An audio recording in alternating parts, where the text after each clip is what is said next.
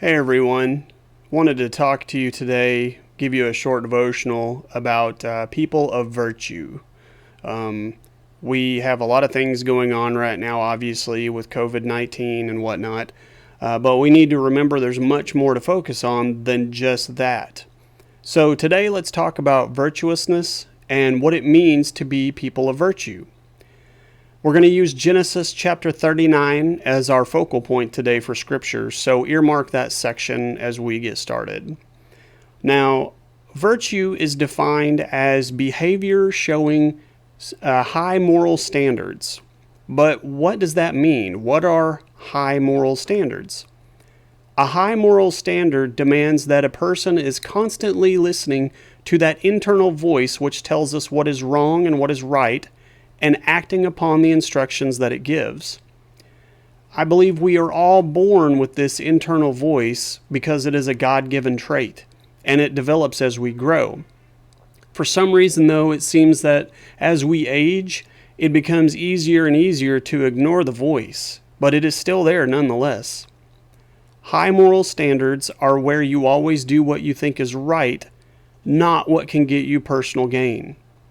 So here's a good example of a moral standard.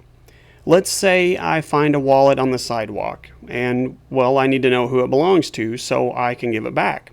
So I open it to see if there's a driver's license or or an ID card of some kind inside. And when I open it, let's say I find cash inside. A virtuous person would leave the money and everything else in it and return the wallet just as he or she found it. But a person with low moral standards would take the money and say somebody else found the wallet before I did and took the money.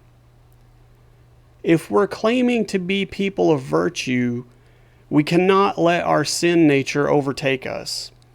We're going to be constantly put into situations like the one above, and we must rely on our inner voice to help guide us. If we don't, we fall victim to the world. So look at what happens to Joseph in Genesis chapter 39, and it's kind of a lengthy section, but I'm going to read it all as it really pertains to what we're talking about. It starts off, it says, "And Joseph was brought down to Egypt, and Potiphar, an officer of Pharaoh's, the captain of the guard, an Egyptian, bought him of the hand of the Ishmaelites that brought him down thither.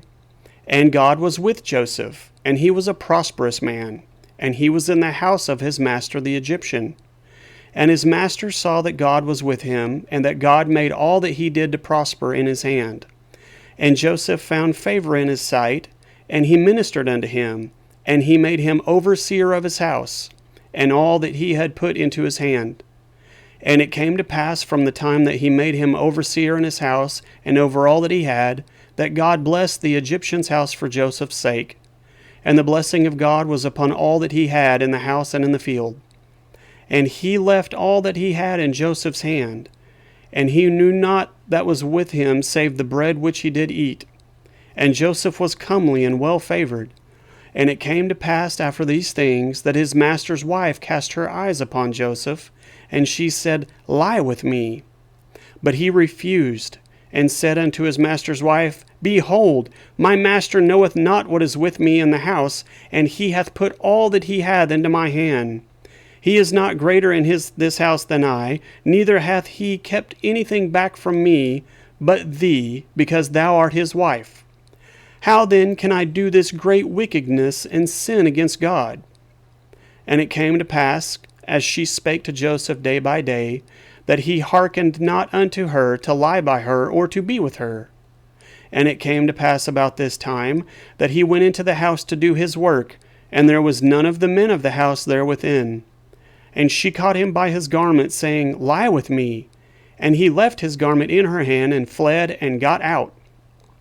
And it came to pass, when she saw that he had left his garment in her hand, and was fled forth, that she called unto the men of her house, and said unto them, saying, See, he hath brought in a Hebrew unto us to mock us.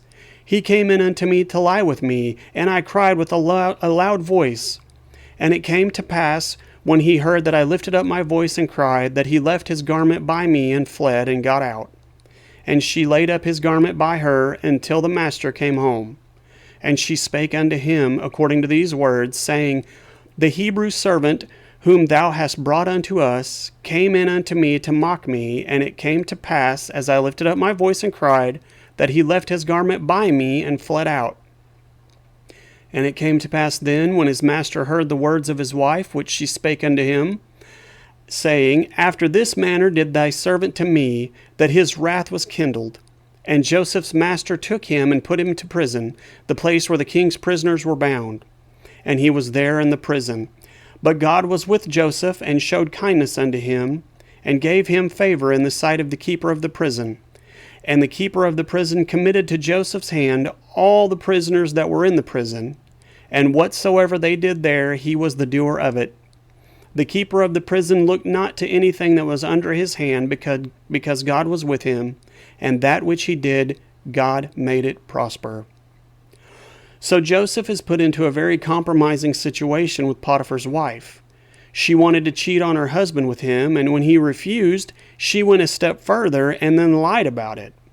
But Joseph never faltered in his virtuousness. He knew, as long as he was honest, that God would take care of him, and as we read further, we see that God did. He wasn't in the situation that he wanted to be in. He was still in prison, but God was there. God watched over him and made sure that he was not abused or mistreated. This is what we have to remember as we go about our daily lives. We are sometimes going to be put into compromising situations, but we have to keep in mind that God is watching over us. We can never let our virtue be called into question. Otherwise, we are risking the integrity of our very souls. Thanks, guys, for listening. I pray that you are having a good week and staying safe. Take care.